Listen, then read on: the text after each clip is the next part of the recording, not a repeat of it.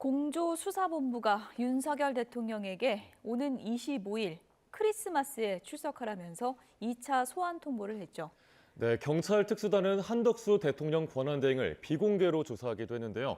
개헌 관련 수사 상황에 대해서 김광선 변호사와 함께 이야기 나눠보겠습니다. 어서 오시죠. 네, 안녕하세요. 네, 날짜를 어떻게 고를 것인가 관심사였는데 25일 크리스마스로 정했습니다. 어떤 배경이 있다고 보세요? 일반적으로 주말에는 소환을 하는 경우가 있죠. 예. 이제 수사 일정이 있고 또 시급한 상황인 경우에는 예를 들어서 오늘 소환을 하는데 시점을 넘기면 안 돼요. 그럼 주말에는 할 수는 있는데 25일이면 앞으로 시간이 좀 있고 예. 또 크리스마스지 않습니까? 네. 그래서 크리스마스 전날 아니면 그 다음 날도 소환할 수 있는데 왜 25일 날 했을까? 그건 이제 공수처만 알 거예요. 근데 아마 저 개인적 의견으로는 지금 공수처가 지금 윤 대통령 내란 사건과 관련해서 이제 주도적으로는 수사를 못 했거든요. 경찰이 경찰 수뇌부 경찰청장, 서울경찰청 2명 구속했잖아요. 예. 거기 비해서 이제 검찰은 계엄의 3명 사령관 주도적인 사람, 예. 김용현 전 국방부 장관까지 다 구속을 했어요. 예. 근데 이제 공수처가 주도적으로 한 거 하나도 없습니다. 그런데 지금 검찰에서는 윤 대통령하고 이상민 행정부 장관에 대한 수사를 이첩하겠다고 하니까 이첩 관련해갖고 다 받아야죠.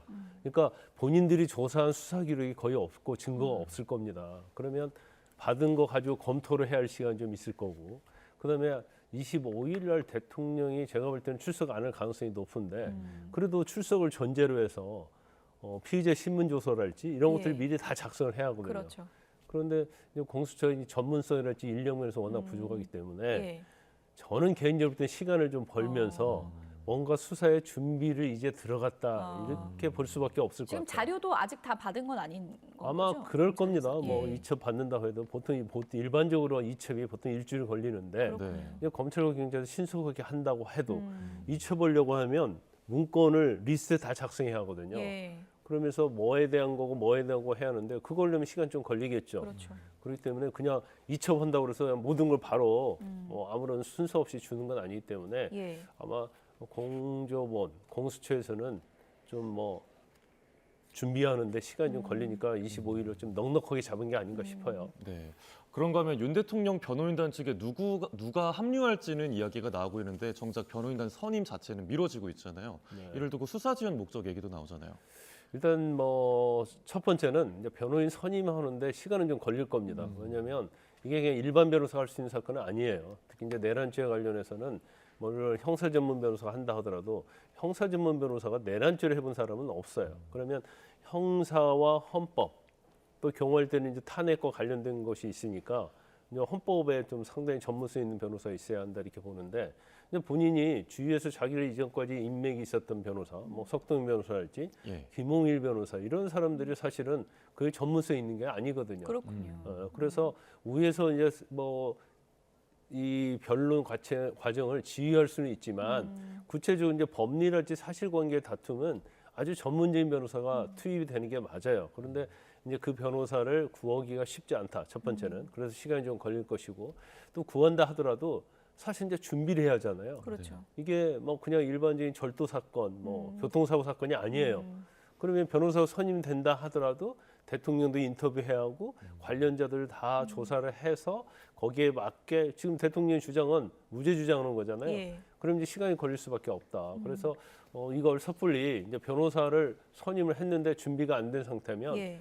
잘못하면 탄핵이 됐건 예. 아니면 형사와 관련된 내란 수사가 됐건 그냥 일방적으로 끌려갈 수밖에 없거든요. 그래서 아마 그런 연유로 좀 시간이 지체되고 있다 이렇게 볼 수 있습니다. 예. 그런데 이제 과연 2차 출석도 응하지 않으면 3차, 4차로 갈 것인가 아니면은 2차에서 나오지 않으면 바로 체포영장 청구로 갈 것인가 이게 이제 궁금하거든요. 어떤 계획을 갖고 있을 거라고 보세요? 소환은 3차까지 갈 수는 없어요. 예. 2차 안 나왔으면 3차는 뻔한 거 아닙니까?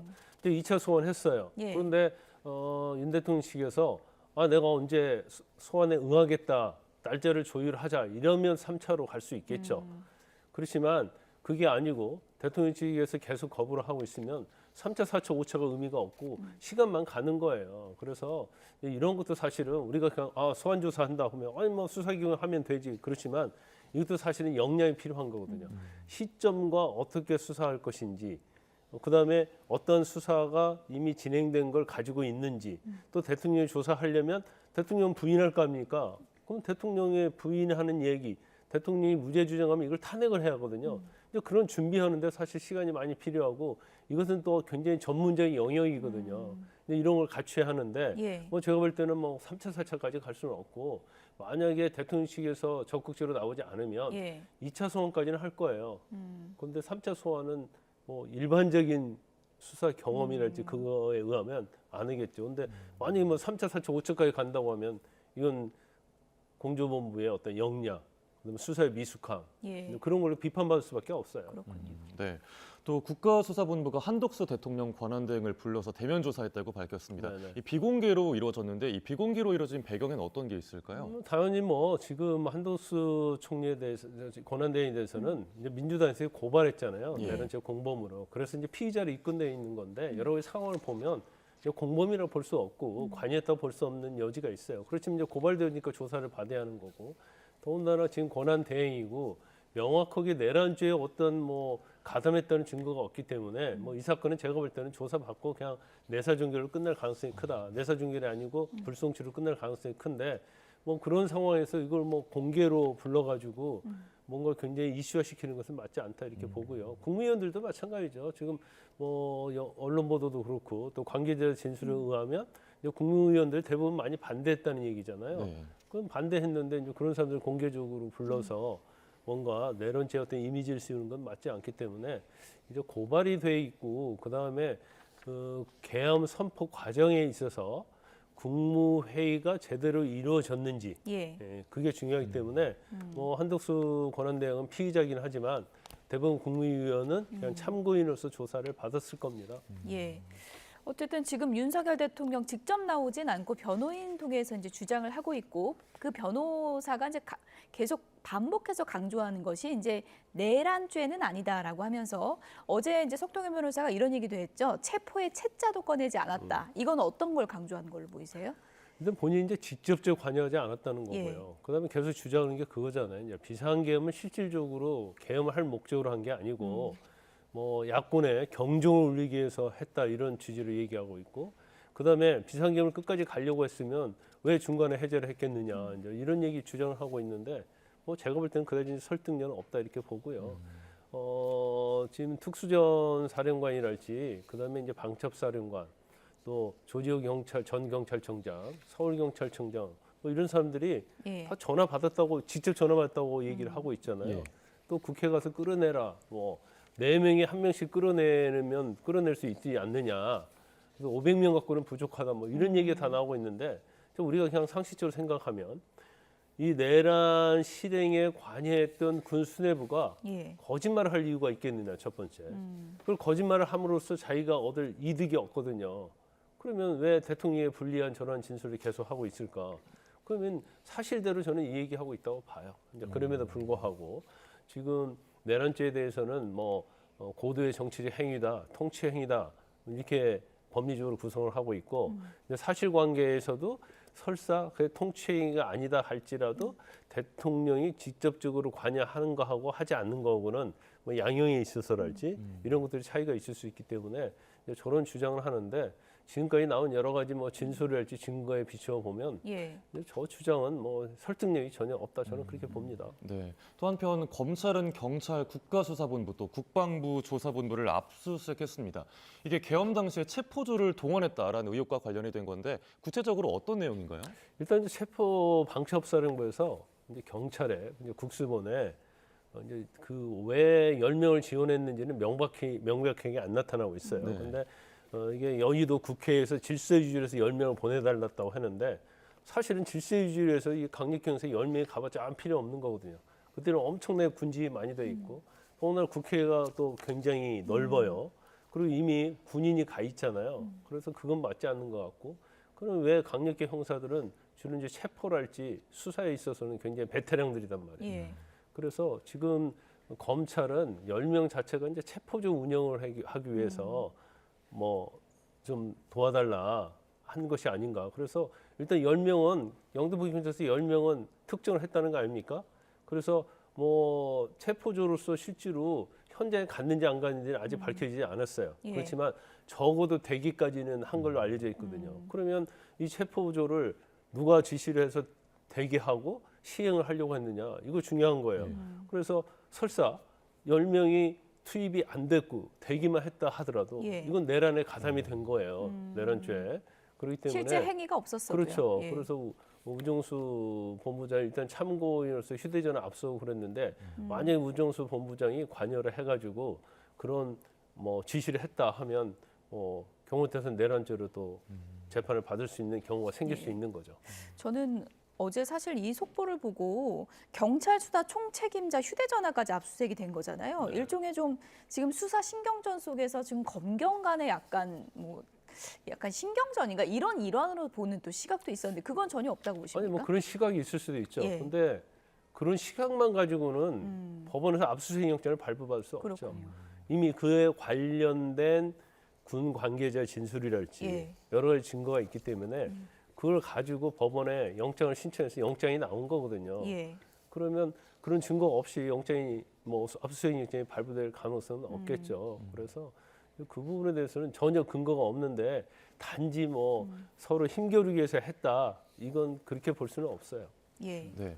만약에 체포조 운영 관여 의혹이 수면 위로 떠오르면 계엄을 셀프 수사한다 이런 비판이 제기될 수도 있지 않겠습니까? 그렇죠. 만약에 하나 뭐 검찰에서 수사를 했는데 우정수 본부장이 그 체포지 10명에 대해서 어떤 형태로든지 관여를 했다고 한다면 이제 본인도 내란죄로 처벌 가능성이 있어요. 물론 결과는 안 나왔지만 그래서 그러한 증거가 나타나고 검찰에서 이제 참고인을 조사한다는 거 아닙니까? 예. 아마 제가 볼 때 애구를 해주는 것 같습니다. 그런데 참고인 조사하고 휴대전화 압수하고 또 여러 가지 내용이 나왔는데 거기에 만약에 우정수 본부장이 관여돼 있다고 하면 피의자로 전환될 거거든요. 검찰이 경찰을 수사할 수밖에 없는 그런 상황인 그렇죠, 거예요. 그렇죠. 예. 지금 뭐 검찰청법에는 경찰 수사할 수 있도록 되어 있으니까. 예. 그러면 이제 만약에 피의자로 전환이 된다고 한다면 예. 결국 수사본부장 직위를 내려놔야겠죠. 계엄 수사 관련해서는 뭐 검경이 수사 주도권 다툼도 있었지만 이렇게 뭐 검찰이 경찰을 수사하는 상황까지도 갈 수 있다는 점에서 이 대목도 좀 관전 포인트가 될 것 같습니다. 이화영 전 부지사 항소심 선고가 어제 있어가지고 이 내용도 좀 다뤄보도록 하겠습니다. 어제 보니까 1심보다는 형량이 조금 줄었던데 그거 왜 그런 거예요? 여러 가지 사정을 참조했겠죠. 예. 그래서 이제 항소 1심이 사실 이제 9년 6개월은 중형 중에 중형해요. 그런데 이제 판사마다 이 판단하는 건 다르거든요. 그래서 뭐 9년 6개월보다는 이제 여러 가지 사정 감안해서 이제 7년 8개월로 감형했다. 이건 뭐 거의 판사의 재량으로 했다 이렇게 볼 수가 있어요. 네. 이번 그 이화영 전 부지사의 항소심 선고 결과가 나오면서 자연스럽게 이재명 대표 재판에도 관심이 쏠리잖아요. 어떤 영향을 미칠까요? 일단 이 이화영 씨와 관련된 공소장에 보면 이재명 대표가 이제 공모했다고 돼 있거든요. 그리고 지금 범죄 혐의 중에서 대북 송금과 관련된 것은 이제 500만 달러하고 300만 달러가 있는데 예. 500만 달러는 이제 경기도가 북한의 이제 스마트팜 네. 관련된 거 500만을 대신 지불했다는 거고 300만 달러는 이재명 대표가 방북하는 의전용으로 300만 달러 지급했다는 것이 공소 사실이거든요. 예. 그러면 경기도 도지사였던 이재명 대표가 경기도 스마트팜과 관련이 돼 있고 그다음에 의전도 뭐 이재명 대표가 방북원과 관련이 돼 있기 때문에 이제 검찰은 이걸 공범 관계를 본 거예요. 예. 1심과 2심에서 이걸 뭐 공범이다 이렇게는 적시를 안 했지만 이제 전체적으로 보면 여기에서 수혜를 입은 사람은 이제 이재명 대표가 아니냐. 그러면 사실은 실무자인 것은 이화영 씨가 했는데 이화영 씨는 다 부인을 하고 있고 예. 또 이재명 대표는 이제 관련이 없다고 얘기를 하고 있죠. 하지만 이제 이재명 대표는 기소돼서 지금 재판을 이제 아직 뭐 시작도 안 했습니다만 예. 하고 있잖아요. 그래서 사실은 이 사실관계는 대부분 인정이 되기 때문에 대북 송금이랄지 또 대북 송금 목적 이런 것들이 뭐 2심 판결에서도 대부분 이재명 대표를 위해서 한 것처럼 돼 있어요. 예. 그러면 이재명 대표가 보고를 받았냐 예. 아니면 보고를 받지 않다 하더라도 명시적 묵시적으로 이걸 묵인을 했느냐 뭐 가담을 했느냐 이제 이런 부분이 지금 남아 있기 때문에 예. 만약 이화영 씨가 무죄를 받았다고 하면 이재명 대표는 당연히 무죄가 되겠죠. 예. 그런데 이화영 변호사도 1심 때 그런 얘기했잖아요. 이화영 씨의 만에 하나 유죄를 받으면 이재명 대표의 유죄로 추정되는 문건이 될 수 있다. 이런 식으로 변론을 한 적도 있기 때문에 예. 이화영 씨에 대한 2심 판결 만약에 대법원에서 확정이 되면 이건 뭐 이재명 대표에게는 굉장히 불리한 요소로 작용할 수 있다 이렇게 볼 수 있어요. 끝으로 이걸 좀 짚어볼게요. 어쨌든 이화영 재판이 이제 항소심까지 나온 거고 이재명 대표 재판은 이제 시작이 될 텐데 어떤 부분이 최대 쟁점이 될지 조금 전에도 짚어주셨지만 다시 한번 좀 정리해 주시면 좋을 것 같고요. 이화영 전 부지사가 이재명 당시 도지사에게 보고를 했는지 여부와 관련해서는 진술이 좀 엇갈린 부분이 있었잖아요. 그거는 어떻게 좀 정리가 될까요? 일단 이제 보고했는지 여부가 일단 뭐 중요한 쟁점이 됐었잖아요. 그런데 결과적으로 보고했다고 이화영 씨가 진술을 했다가 이거 번복을 했단 말이에요. 이제 검찰의 회유에서 그렇고 그런 적이 없다 이렇게 얘기를 했는데 제가 개인적으로 볼 때는 설사 이제 보고를 하지 않았다 하더라도 지금 이제까지 나타난 여러 가지 증거에 대한 판단을 어떻게 하느냐에 따라 달라질 거라고 보여요. 이제 보고를 했다고 하면 이거 완전한 직접 증거가 되겠죠. 그런데 같이 북한에 관련된 사람도 찍은 사진이랄지 출장 보고서랄지 그다음에 갔다 와서 결과 보고했고 거기에 대해서 물론 이재명 대표는 형식적으로 결재를 했다고 하지만 그런 거에 대한 증거 가치 판단. 그럼 이제 김성태가 이재명 대표하고 전화 받고 해서 전화했다고 하잖아요. 그래서 많이 도와달라고 했고 뭐 그런 내용을 다 아는 취지였고 또 이화영 씨도 처음에 시작할 때 이재명 대표를 위해서 좀 일을 해주라. 그러면 대통령이 되면 가만히 있겠냐. 이제 이런 진술들을 뭐 직접적이 아닌 거라 하더라도 이제 간접적인 걸 전체적으로 봐서 이재명 대표가 알고 있었고 이재명 대표가 여기에 조금이라도 묵시적이라도 관여됐다고 하면 뭐 유죄 판결이 되는 거고요. 그렇지 않고 이 정도 증거만 가지고는 이재명 대표가 뭐 대북 송금에 관여했다고 볼 여지가 없다 하면 또 무죄가 되겠죠. 하지만 이화영에 대해서 유죄 판결이 났다는 것은 이재명 대표에게는 굉장히 불리하게 작용할 것이다 이렇게 봅니다. 네, 이재명 당시 도지사의 인지 여부, 이게 이제 최대 쟁점이 될 것으로 보입니다. 여기까지 줄이겠습니다. 지금까지 김광삼 변호사였습니다. 고맙습니다.